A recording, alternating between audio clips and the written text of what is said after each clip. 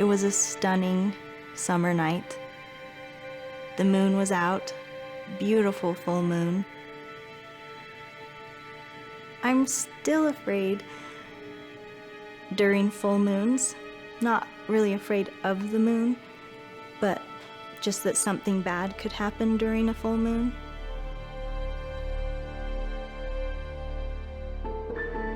On August 28, 1996, I went out on a date with my Zach. It was the very first time he'd asked me out on a date, and a part of me just thought, why would I go on a date with you? You're my Zach, you're my friend. But then I thought, absolutely. We just started driving up the canyon.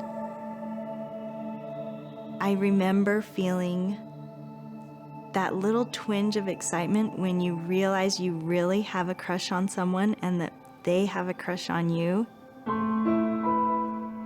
Zach's snarl made me laugh, and that connected us from the very beginning. In high school, it seemed like we had every class together, and he'd always have some smart aleck remark to make when I walked in the classroom. And I think I started to look forward to those comments to see, well, what would he say about me today? While we're driving, I remember thinking, I'm gonna get a kiss tonight. Zach's gonna kiss me tonight.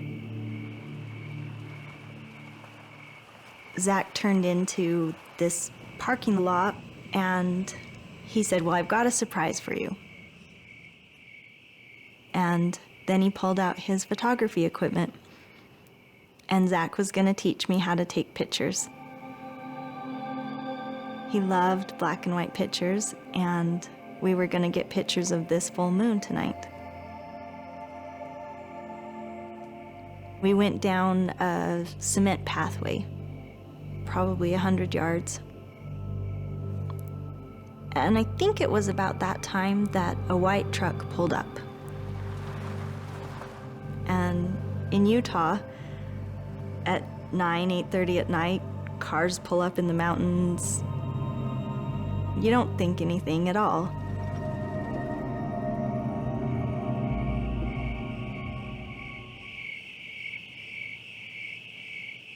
The man in the truck started walking toward us.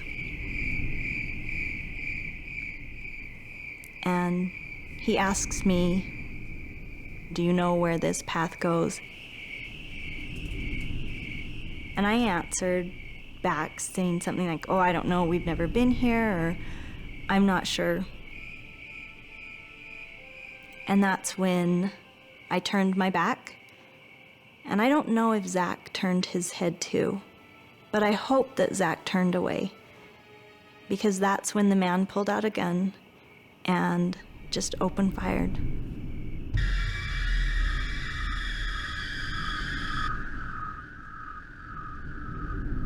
He aimed at us and let every single bullet out of his gun.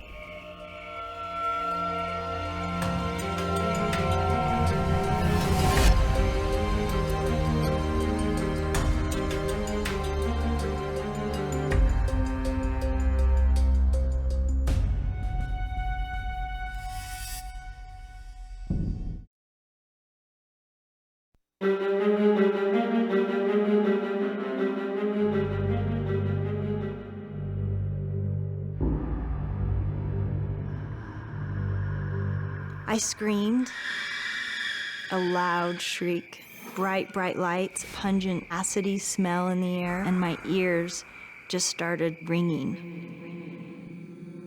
I don't know where the first bullet hit me, but my body just fell down. Then it's silent for a minute. And then I remember thinking, this is over now, this is over. And it turns out that the man is reloading his gun, and he's getting bullets out of his pocket and putting them in his gun. When then 3 or 4 more shots, and they feel really close, and I can feel the speed and almost just wind brushing by. Then he stops, finally. I don't dare move at that point. All I could think of in my mind was hearing my dad saying, "If a grizzly ever attacks you, you need to hold still and play dead." And so I held my breath, and I didn't close my eyes, and I stayed as still as I could. And when he moved my body, I just let it move with him, because I needed to be dead for him.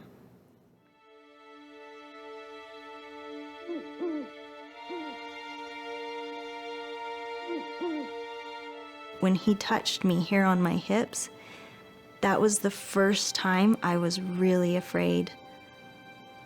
That's when I thought, well, he's gonna rape me.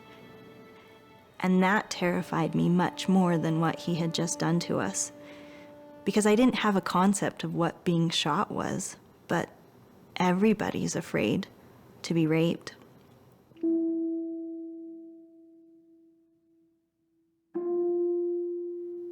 But he didn't. Instead, he was looking for money, I assume, and he reached in all my pockets. His face is this close to me, and he's breathing on me. And then the man ran up the mountain. And I know he's gone for sure when I hear Zach's car start up.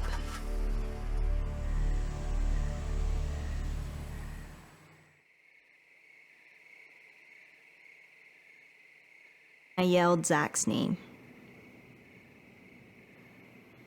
And it was so quiet. And I yelled again, "Zach!" And it was the worst silence that I've ever heard in my whole life.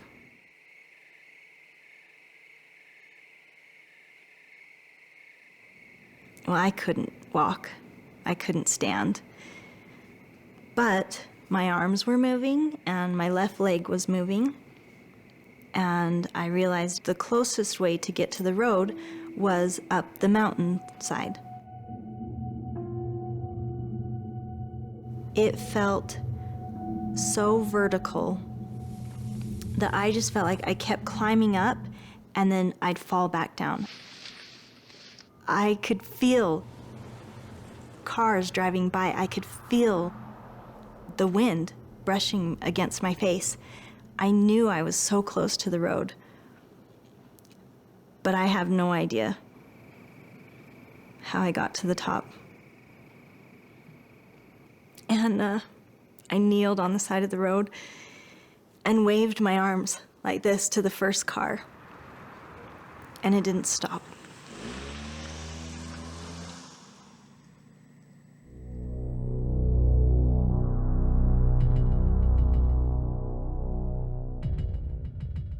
Our plan was to get there in time to watch the moonrise. All of a sudden, in the headlights in front of us, crawled out from the side of the brush this woman covered in blood.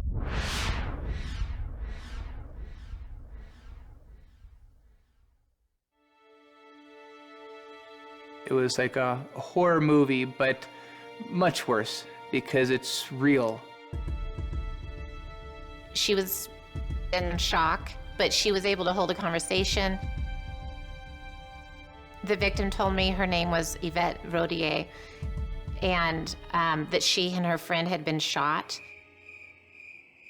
I wanted to help the person below, but I was afraid to go down there.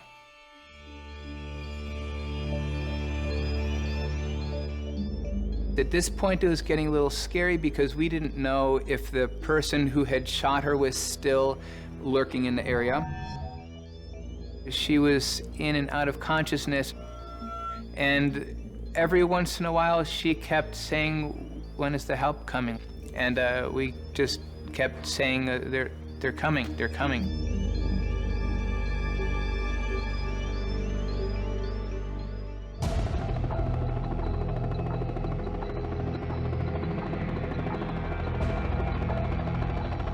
I remember getting in the helicopter.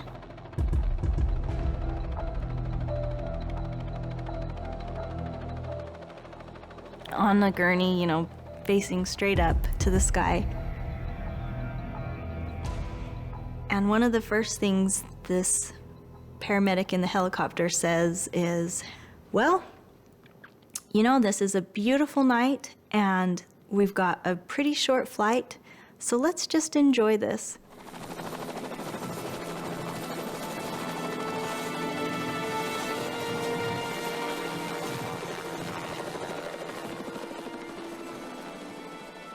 And it was a beautiful night, and I do remember looking out at the sky and being up in the air and feeling safe. And it's probably the last moment of peace I felt for a long time.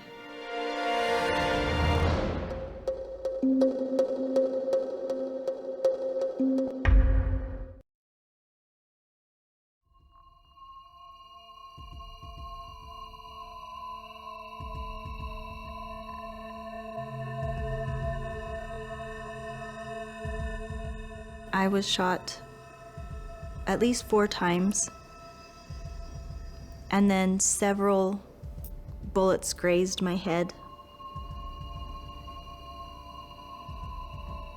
One of the bullets came and hit this shoulder and just dug a chunk of skin out.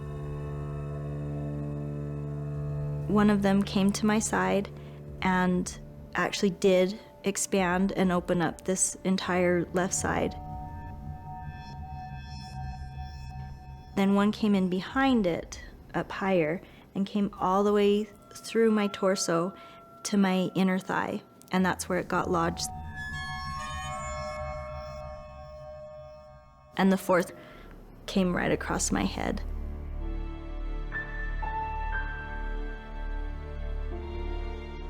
After the surgery, a social worker came in and she asked me for Zach's parents' number.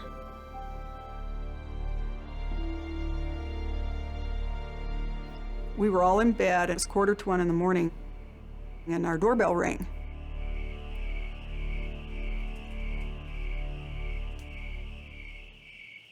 My daughter got up and answered the door, and she came in the bedroom and she said, "There's 2 detectives here and they want to talk to you guys." And I sat straight up in bed and I said, "Zach's not home." And it's like it hit me, Zach's not home. So I think at that instant, I knew something was wrong. I went in there and first thing I said was, "What's happened to my son?" And they said, "Well, your son was involved in a shooting tonight."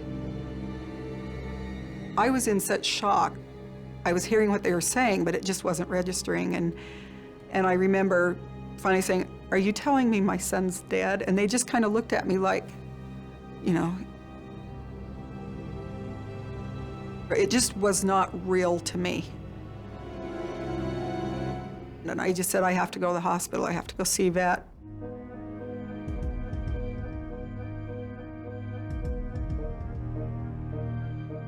I remember her leaning in and just hugging me and feeling her arms around me. And I'm pretty positive the first thing out of Sai's mouth was, "We are so glad you lived." And that's still hard to think about because I felt horrible at that moment that I had lived. And I would have given anything to switch and to let Zach be there and let them be hugging their own son.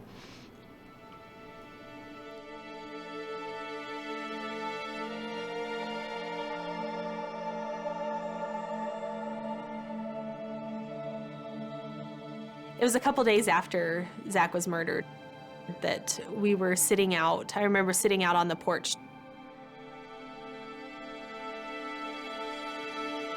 And my dad came out and said, they caught him.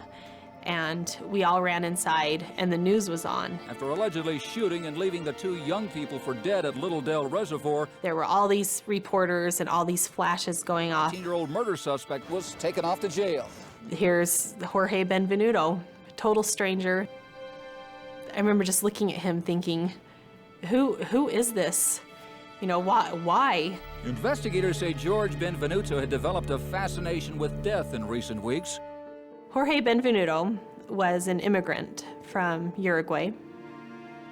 From what we've learned about him, he was just a loner. It took the police a couple of days to find him. They knew immediately who it was because he had taken my brother's car and left his car behind. He also had my brother's wallet. They believe he abandoned his truck at the scene and took Snar's Ford Bronco.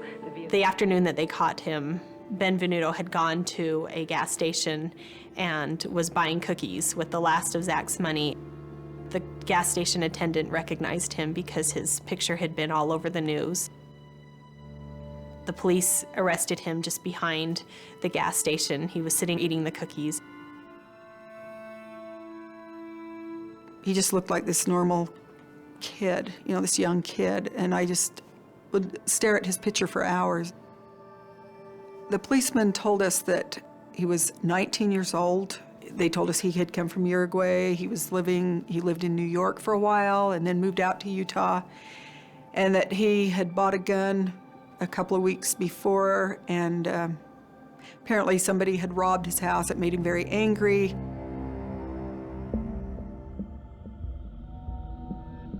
On the way to the interview, I was trying to understand what type of individual I would be talking with.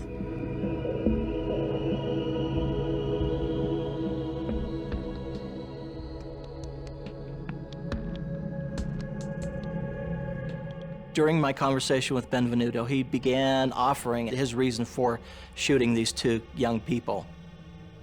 Part of his explanation was that he was tired of living himself, that he wanted to do something so bad that he would have the courage to then kill himself. But he said that, in fact, he had lost his nerve after he had shot both of these individuals. He had a real power trip with the firearm. This made him feel powerful and somehow in control of things. When I described to Benvenuto that he had only completed killing one of the 2 individuals, the surprise was visible on his face.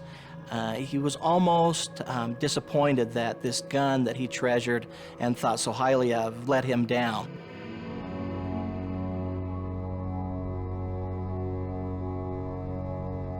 He had told them, I just wanted to watch someone die.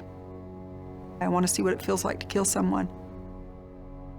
I mean, they could have taken a knife and run it through my body. I don't think it would have been as painful, because that's when we realized how it was a thrill kill. It was a totally random thrill kill. I remember he was smiling and just looking into the camera. It just made you sick. It just made me sick just to see him. In a way, I wish they would have just shot him right then and there.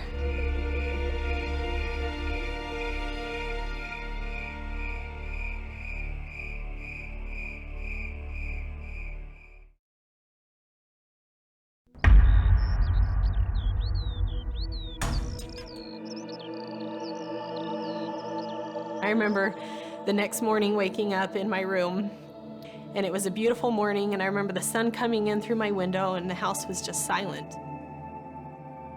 And I remember thinking, oh, it was a dream. What a horrible, horrible nightmare. And then my bedroom door opened and my friend came in and she was just bawling, and that's when I knew that, oh my word, this really happened.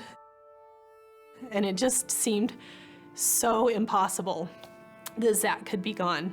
Because honestly, Zach was just bigger than life. He had such a light about him that there was just no way that anyone could have taken him from us.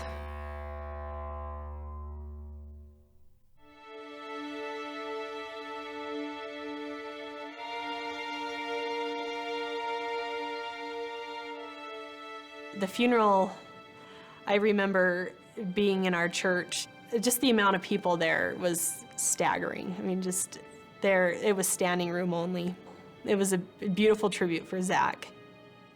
Yvette was there, and I remember she could barely walk. She got out of the hospital just long enough for the funeral, and then she had to go back. But she was very weak, and I remember just she felt so bad.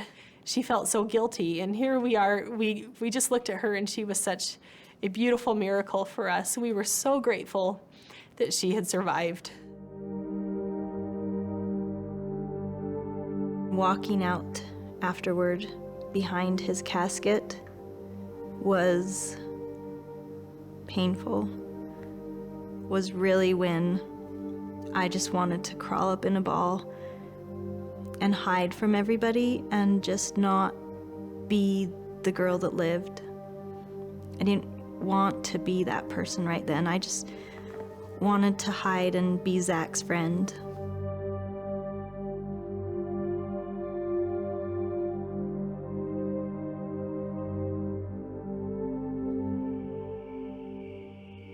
Our house was so full of people. And one day, all of a sudden, people quit coming. And it hit me so hard one day, he's really not coming home.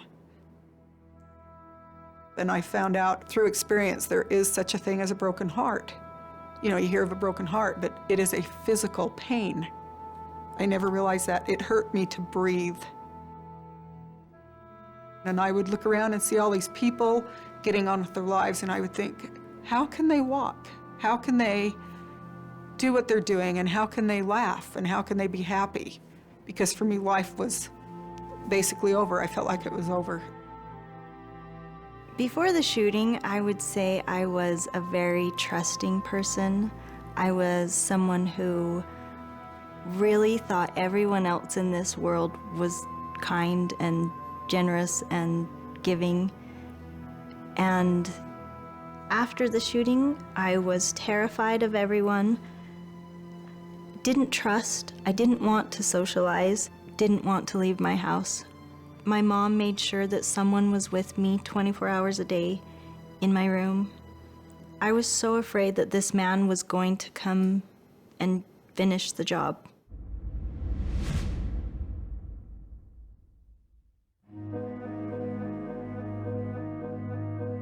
I remember one night just feeling so desperate for help, and I went and I just became so angry. All of a sudden, Benvenuto had the power to make me, who I've always been a happy person, I couldn't even smile. And I remember I went and I kicked a hole in my wall in my apartment because I was just so angry. I think I really hated Jorge Benvenuto when it was like a cancer spreading through my whole body. I wanted to hurt him. I wanted to hurt him like he had hurt Zach.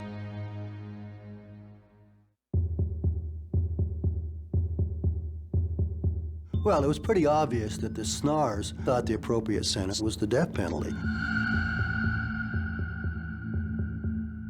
And they made that very clear to us. Bob Stott came in our home, and I just looked at him and I said, kill him. We understood that, and we told them, of course, that that's what our goal was. Our object was to seek the most appropriate punishment. We certainly felt that the death penalty would be an appropriate punishment. We were going after that. I always knew I would have to testify at some point, and it scared me to get ready for it. But there's no way you can really prepare to be in the same room as the man who shot you.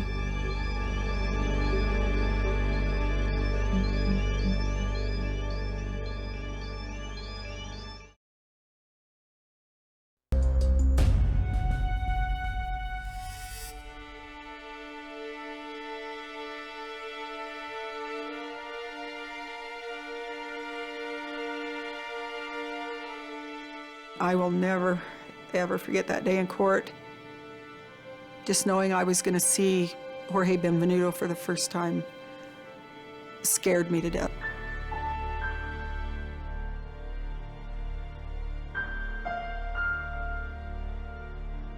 At the beginning of the case, we had a preliminary hearing, which is like a mini trial, and that's where I had to testify. The courtroom was packed. When they brought him into the courtroom, I just felt like he sucked the air right out of there. Kind of, it's like I'm looking at the person who murdered my son. He didn't look at us. And I was like, look at me, you know, look at me.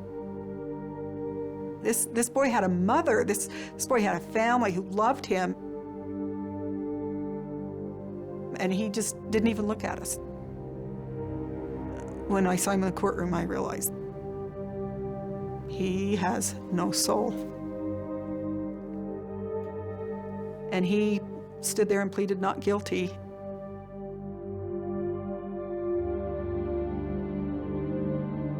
I don't remember actually walking to the stand, but I do remember sitting there and having to point him out and lifting my finger.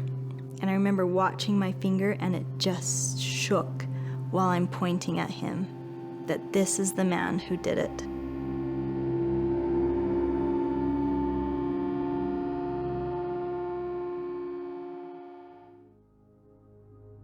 She looked so afraid, and she was trying so hard to be brave.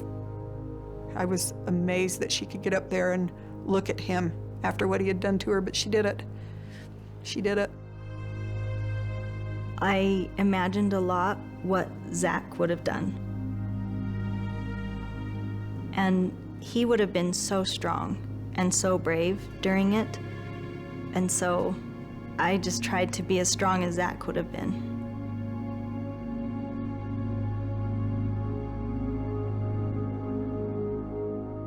Afterwards, she just fell and she was just sobbing.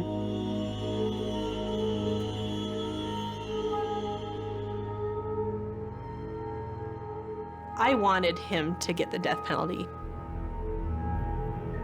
Like, he didn't have the right to live.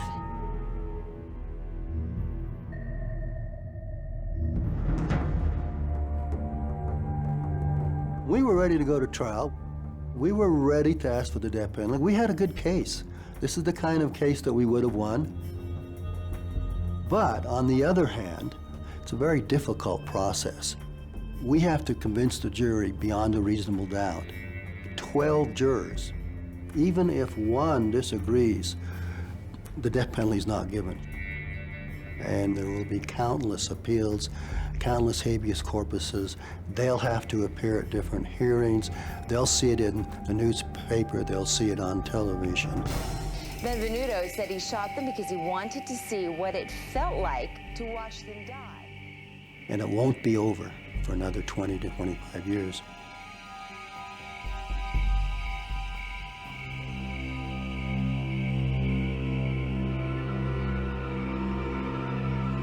Jorge did not want to die. So that is why Jorge Benvenuto decided to ask for a plea bargain. He would accept a sentence of life without possibility of parole if he was not given the death penalty in a trial. My family was very torn about it. Would it be giving up on Zach if we took this plea bargain? At the time, there was an execution going on in Texas. And I remember the crime had happened 20 years before. But these protesters were protesting the fact that they were going to, end his life, and that he had changed his life, and that he was truly sorry. And I remember just thinking, I don't want that to happen to Zach. I don't want 20 years from now protesters out there talking about what a great person Jorge Benvenuto is. I couldn't stomach the thought. And so that's why we as a family decided to take the plea bargain. I know a lot of people were really shocked the fact that we plea bargained. It was on talk radio, we had phone calls, the media, why would you do this? I said, I do not want my son's trial turned into a freak show. He deserves more dignity than that. Having him just spend the rest of his life in prison is fine with me. And I can just know he's there in prison forever.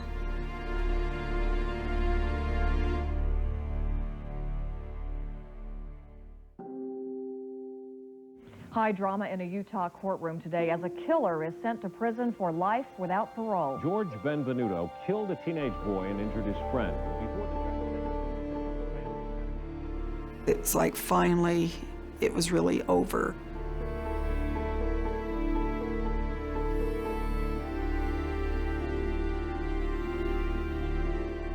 When we walked out of the courtroom the day the man that shot us, the day he was sentenced, I was sure I was never going to see him again.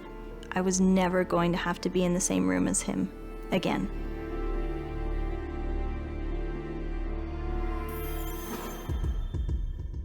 And then the man that shot us filed an appeal that said he was depressed when he made that deal. And because he was depressed when he made that deal, he should get out of it. I remember thinking, of all the people to claim you're depressed and you should get out of consequences, how dare you?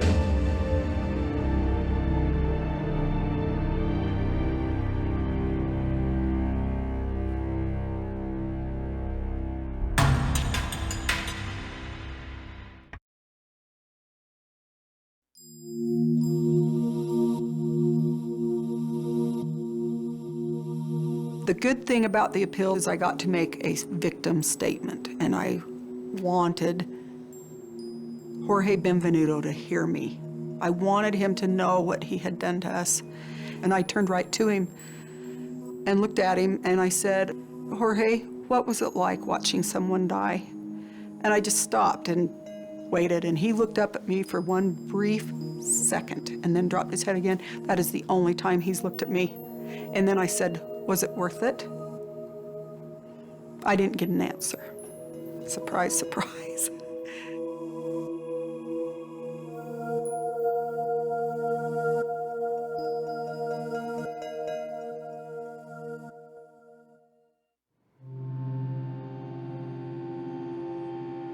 It was like being kicked in the stomach so hard, it's just indescribable how that felt. I could not believe that he could do that to us again.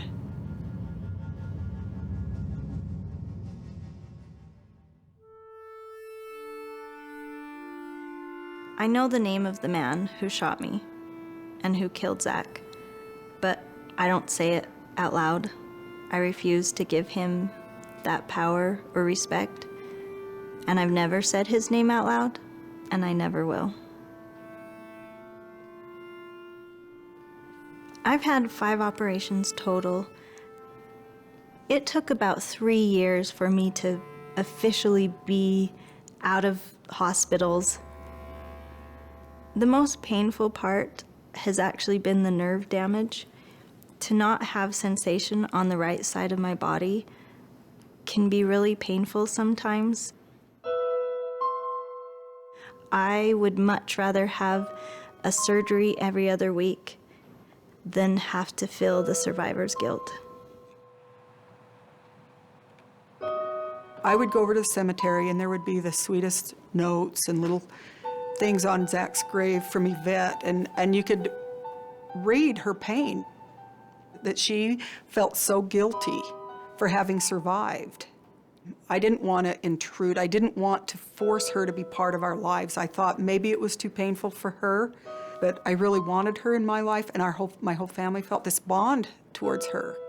Whenever I'm with her, I think, you were with my son, and he was happy that night with you.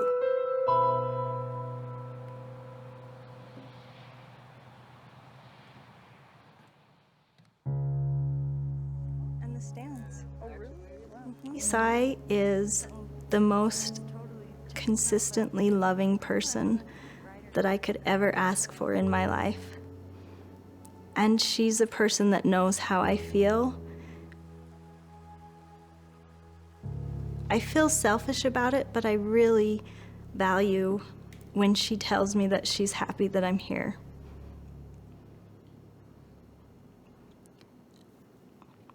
I don't deserve it.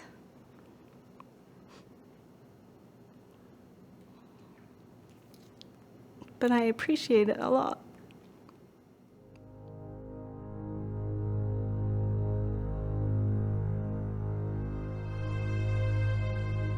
I tried for so long to be that girl I was when I was 18. And it was actually my mom who finally one day said, you know, you're gonna just need to mourn the Yvette you were. She's gone. And you won't ever be her again. But you have the chance to be someone a lot different and a lot better. We hold those. Speaking of baseball. I went to college to be a news anchor. Are you still recording? And I thought that was gonna be my happy ever after. Is that okay? But after the shooting and going through the court process, I realized that the law is where a lot of good can happen for people. And I decided to go to law school and am now able to help people in the law side of the criminal justice system.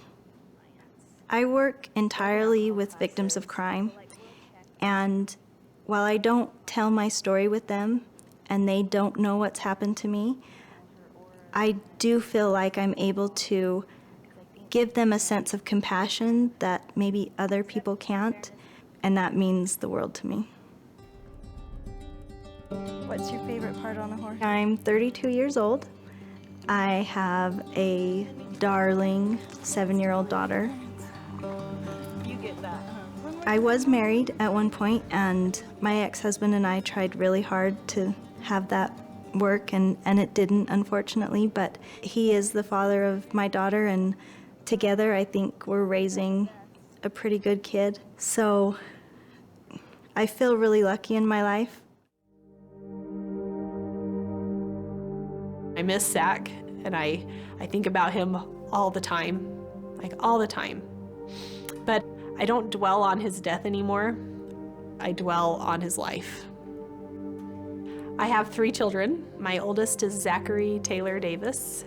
I wanted to name him after Zach. Sometimes it just brings tears to my eyes because, you know, not only is he named after him, but I think he looks a lot like him. Every time I look at the moon, I think of Zachary. He's the man in the moon to me, and I can never look at the full moon without thinking of that night that he saw the beauty in that full moon.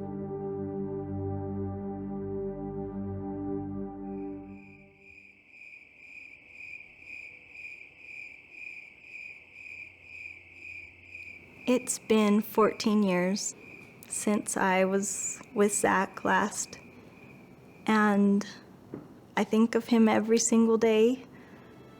I can imagine his laugh.